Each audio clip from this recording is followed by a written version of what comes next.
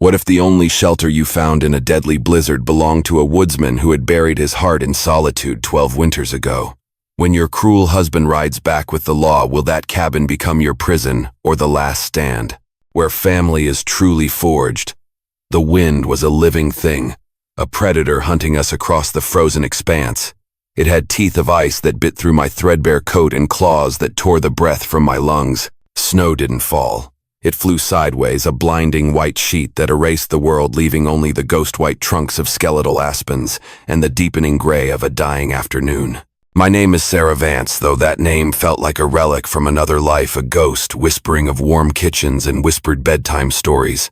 In this world of ice and wind, I was only a mother, a shield of flesh and bone against the storm. Beside me, my 3 children were small, hunched figures against the fury of nature. Caleb, my stoic 10-year-old, marched with his jaw set, a miniature man trying to carry a weight far too heavy for his shoulders. 8-year-old Leah clung to his arm, her small form faltering with each step, her quiet sobs swallowed by the gale. And Samuel, my sweet Sam, just 5, was a dead weight in my arms. I'd been carrying him for the last hour, my own legs screaming in protest, my muscles burning with a fire that gave no warmth. Each step was a negotiation with despair. My lips were cracked in every whispered encouragement.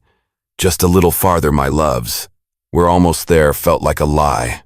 There was no there. There was only this endless howling whiteness. Elias had made sure of that.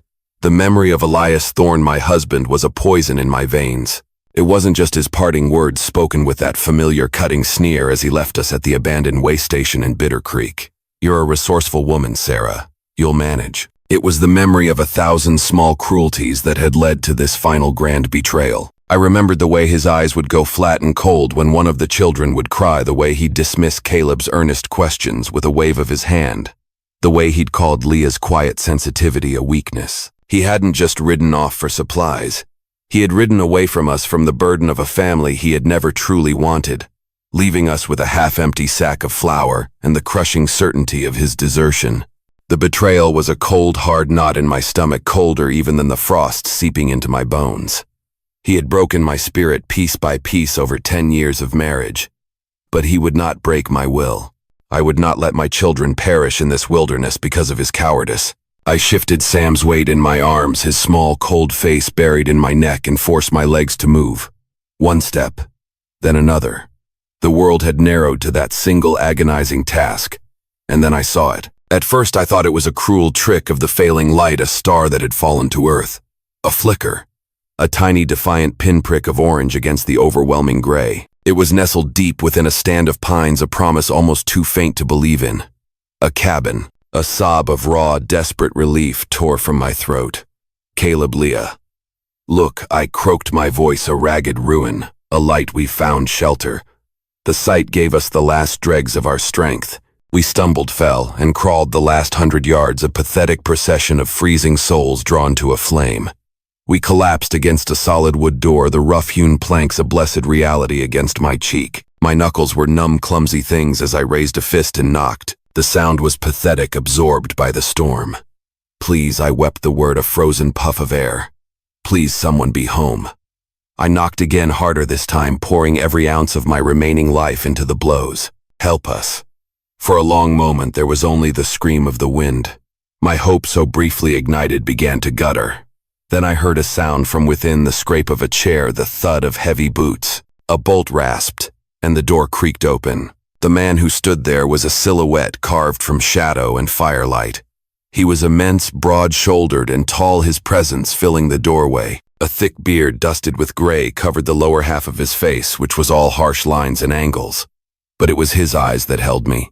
They were the color of a winter sky just before a storm, filled with a weariness so profound it seemed to anchor him to the earth. They were the eyes of a man who had made his peace with solitude and was not happy to have it disturbed. He said nothing. He simply looked at us, at my frozen, shivering children, at the desperation etched onto my face. I opened my mouth to plead, to explain, but no words were needed. The sight of Sam's ice-stiffened mittens and Leah's violent trembling was a language more powerful than any I could speak. His jaw tightened.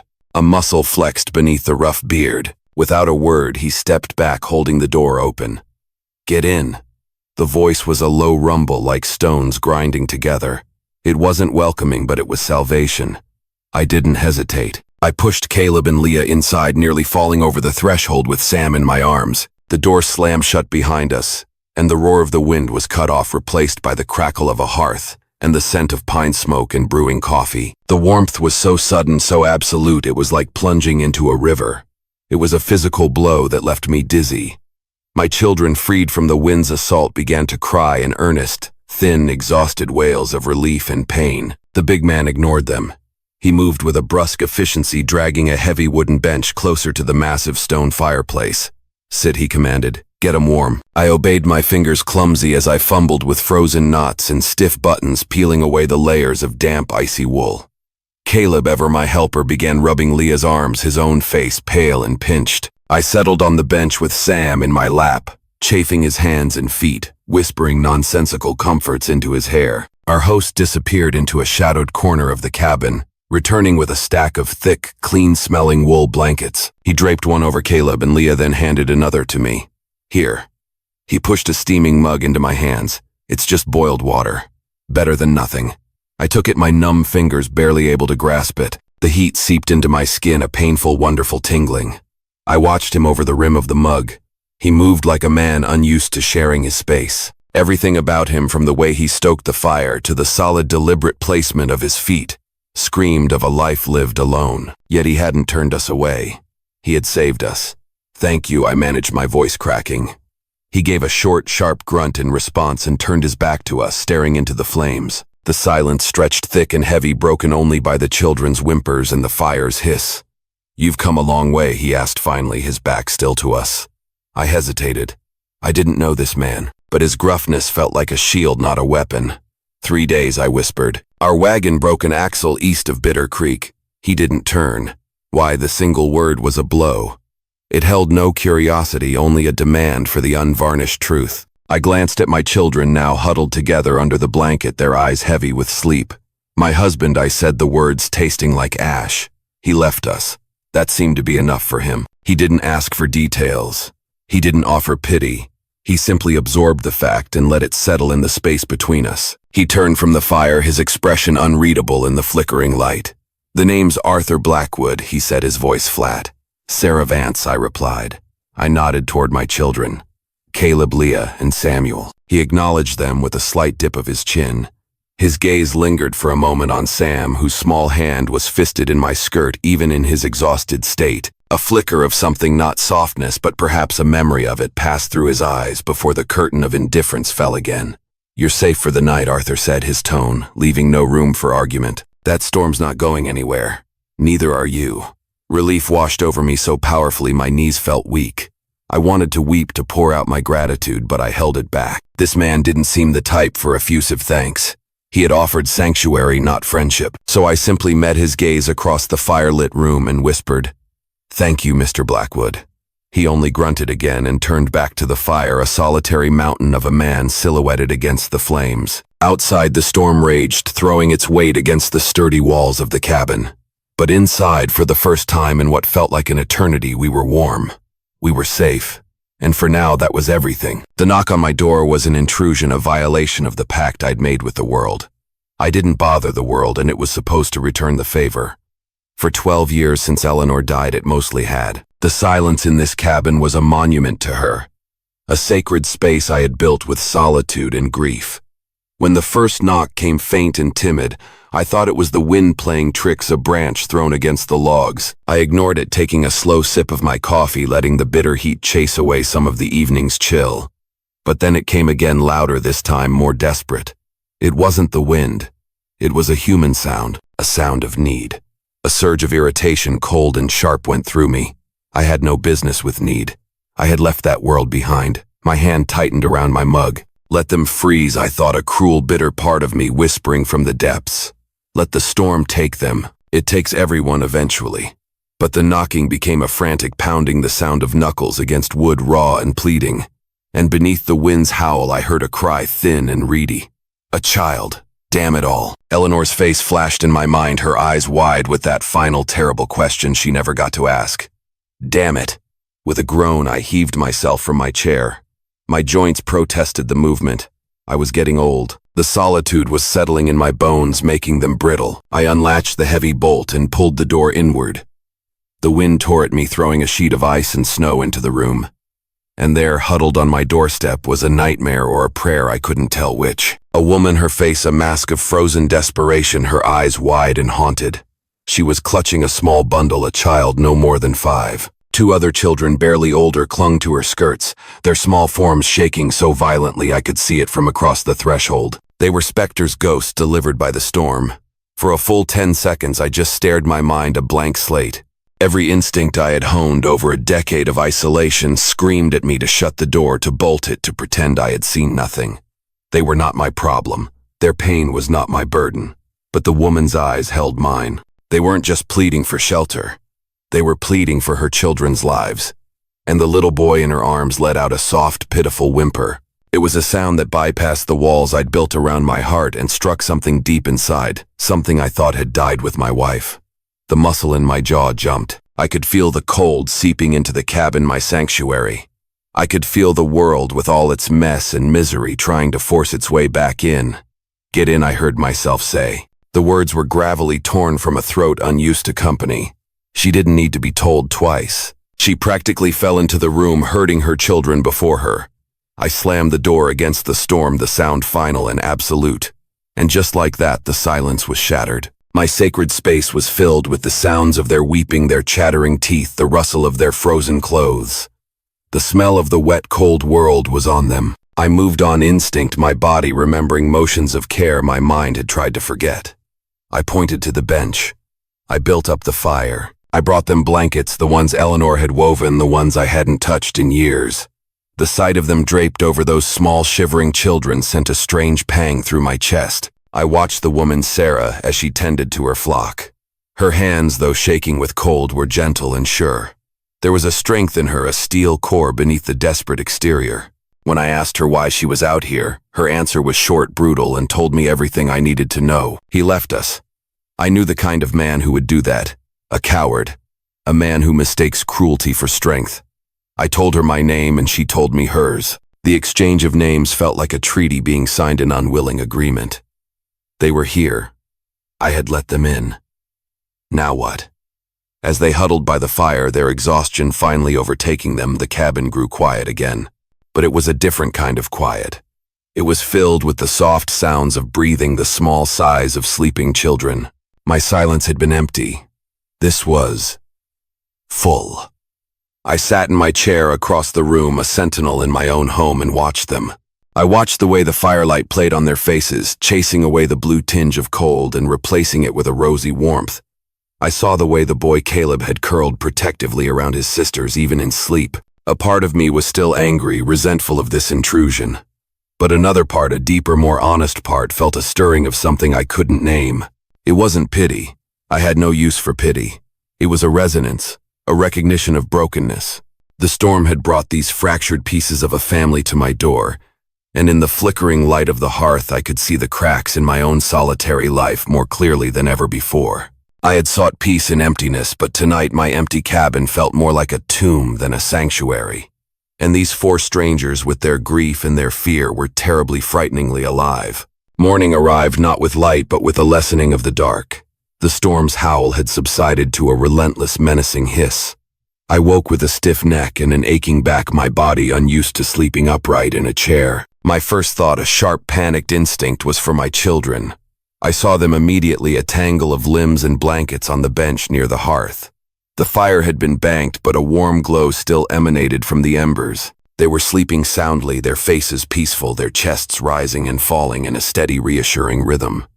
The sight loosened a knot of fear I hadn't even realized I was holding. I rose quietly, my stockinged feet making no sound on the smooth wooden floorboards. In the gray morning light, the cabin was less intimidating. It was a simple, masculine space, but meticulously cared for.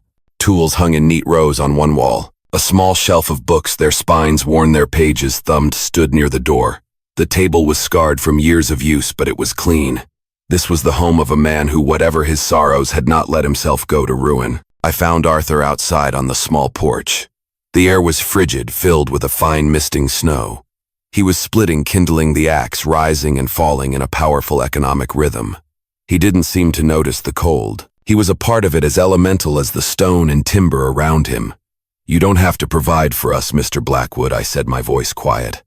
I pulled my shawl tighter around my shoulders. He didn't stop his work or look at me. "Not doing it for you," he grunted, the axe biting into a log with a satisfying thwack. "Doing it for the stove. Stove's hungry. Doesn't care who it's feeding." I almost smiled.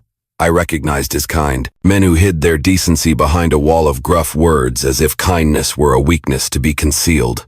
I wouldn't push. Instead, I stepped off the porch into the snow and began to gather the split pieces of wood, stacking them in the crook of my arm. He paused then, the axe resting on the chopping block. He watched me for a moment, his expression unreadable.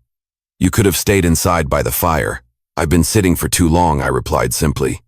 "It feels good to move." He gave a single curt nod, a silent gesture of understanding, and resumed his work. We worked together in a comfortable, quiet rhythm, the only sounds: the bite of the axe, the crunch of snow under my boots, and the whisper of the wind in the pines. It was the most peaceful I had felt in months. When the wood box was full, we went back inside. The children were beginning to stir. Leah sat up, rubbing the sleep from her eyes, while Caleb was already folding the blankets with a serious, responsible air. Sam was still mostly asleep, peeking out from under a quilt with one curious eye. Arthur poured 2 mugs of coffee, black and strong, and gestured for me to sit at the table. "You planning to move on when the storm breaks?" he asked, his question direct and devoid of pleasantry. I wrapped my hands around the warm mug, the steam warming my face. I don't know," I admitted, the truth of it landing with a heavy thud in my own heart. I had nowhere to go, really. I thought perhaps we could make it to my cousin's place in the Western Territories, but I haven't had a letter from her in over a year. I don't even know if she's still there. He didn't offer false hope. He just nodded, his gaze distant. "You're not the first to pass through here thinking the West holds all the answers," he said, his voice low. "Most times all it holds is more questions." I met his eyes across the table. For a fleeting instant, the wall around him seemed to crack, and I saw a flicker of a shared sorrow, a profound understanding of being left behind by the world. We were 2 ghosts haunted by different pasts, sharing a moment of quiet communion in a storm-bound cabin. As the day wore on, a fragile domesticity settled over us. Caleb, desperate for a man's approval, followed Arthur out to the small barn. I watched through the window as Arthur showed him how to fork hay for the lone milk cow and how to break the ice in the water trough. Leah, my quiet observer, stayed inside with me, helping me knead a simple dough from the last of our flour and some of Arthur's supplies. But it was Sam who truly breached Arthur's defenses. My youngest, unburdened by the complexities of adult sorrow, attached himself to the big man with an innocent, unwavering persistence. He trailed him everywhere, a tiny shadow asking an endless stream of questions. "Is that your knife? Why is it so sharp? Do bears sleep in the winter? Can I pet your cow?" To my astonishment, Arthur answered every single one. His replies were short and gruff, but he answered them. He never once told Sam to be quiet or to go away. Late in the afternoon, I saw him sitting by the fire with Sam, watching in rapt attention as he carved a small piece of wood. The shavings fell away to reveal the simple, perfect shape of a bird. He pressed it into Sam's small hand, and my son's gasp of pure delight was a sound of pure sunshine in that shadowed room. By evening, the silence in the cabin had changed. It was no longer heavy or awkward. It was a shared quiet filled with the soft sounds of life. The children laughed as they played a game with pebbles on the hearth. I hummed as I stirred a thin stew, the smell filling the small space with a sense of home that I hadn't felt in years. I glanced at Arthur, who was watching the children, his face impassive, but his eyes, those stormy winter sky eyes, were no longer cold. They were just watchful. "You are a kinder man than you pretend to be, Arthur Blackwood," I said softly. He looked up at me, a flash of surprise in his eyes. He didn't smile, not really, but the corner of his mouth twitched a tiny, almost imperceptible movement. And in that moment it felt like the sun breaking through the clouds. The boy Sam was a relentless little creature. He was like a spring thaw, a persistent trickle of water that finds its way into every crack and crevice, slowly and surely wearing down the frozen ground. He didn't seem to notice my silence or my scowl. He just saw a large object that could answer questions and carve wood. When I gave him the bird, his gasp of joy was a physical shock. It was a sound I hadn't heard in this cabin since it had been a home. It echoed off the walls and lodged itself in my chest, a warm, uncomfortable thing. I didn't know what to do with it. Her words, "You are a kinder man than you pretend to be," were worse. They saw past the barricade. She wasn't fooled by the grumpy hermit act. She saw something inside me I had tried to bury. It was unnerving. That night, after the children were asleep in a makeshift bed on the floor, she and I sat at the table. The lamp cast a small pool of golden light between us, a fragile truce against the darkness. "Thank you," she said, suddenly her voice low. "For the wood, for the food, for not making us feel like a burden. Children need to eat," I mumbled, uncomfortable with her gratitude. "Stove needs to burn. It's practical." She gave me a small, knowing smile. "Of course, practical." The quiet settled again, but it was different. It was charged with unspoken things. I could feel her watching me. I finally looked up and met her gaze. Her eyes were the color of warm honey, and they held a deep, quiet sorrow, but also an unbreakable strength. She was like a slender tree that had weathered 1,000 storms and refused to fall. "The storm's breaking," I said, looking toward the window where the wind's cry had softened. "You'll be able to leave tomorrow if you choose." I said the words, but a strange, unwelcome feeling twisted in my gut. The thought of this cabin returning to its hollow silence was unappealing. The thought of them walking out that door back into a world that had treated them so cruelly was even worse. Her face fell slightly. A shadow passed over her eyes. "Yes," she said slowly. "Tomorrow." She didn't want to go. I could see it as plain as day. And the most terrifying thing was I didn't want her to. This woman and her children had crashed into my life, shattering my carefully constructed peace. They had brought noise and chaos and need, and in doing so they had reminded me that I was still alive. My heart wasn't a dead stone in my chest. It was just sleeping, and it was starting to wake up. I rose from the table, needing to put distance between us. "You and the girl can take my bed," I said, gesturing to the small alcove. "The boys will be fine by the fire. I'll take the chair." "Arthur, no, we couldn't possibly. I won't argue about it," I said, my tone final. I wouldn't have her think I was soft. It was a practical arrangement. But as I watched her lead her daughter to my bed, the bed I hadn't shared since Eleanor, and tuck her in with a gentle hand, I felt the foundations of my solitary world cracking beneath my feet. I had let the storm in, and I was beginning to suspect I would never be able to force it out again. The morning broke clear and cold. The world outside was a pristine masterpiece of white and blue, the sky scrubbed clean by the storm. It was beautiful, and it terrified me.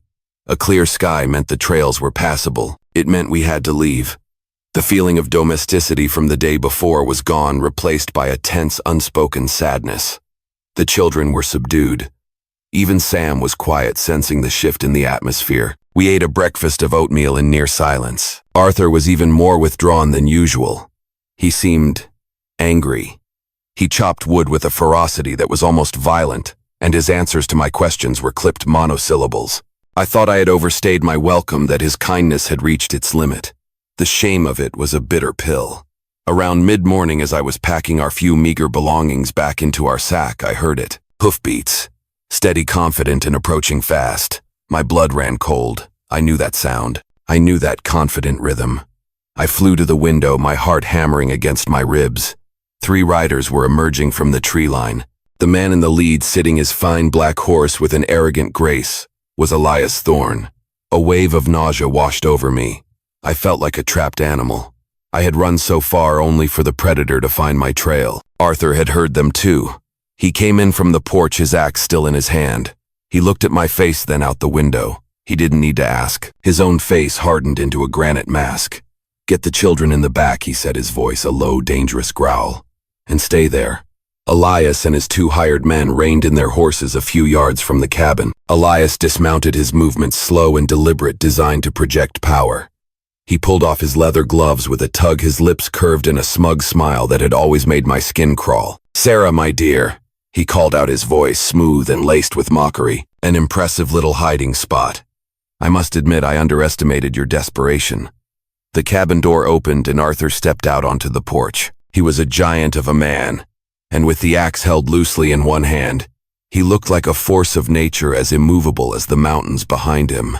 Elias's smile faltered for a fraction of a second. He sized Arthur up, his gaze filled with disdain. "And who might you be?" "The local welcoming committee. I'm the man whose property you're trespassing on," Arthur said, his voice flat and cold. State your business and be gone. My business, Elias said, his confidence returning, is with my wife and my children. He raised his voice. Sarah, stop this foolishness and come out here. We're going home. Home. The word was a desecration. Home with him was a cage of cold silences and simmering rage. I couldn't stay hidden. This was my fight. Taking a deep breath, I stepped out the door and stood beside Arthur. His presence was a solid wall at my back. This is my home now, Elias, I said, my voice shaking but clear. You have no place here. His eyes flashed with anger. Don't be absurd. You are my wife.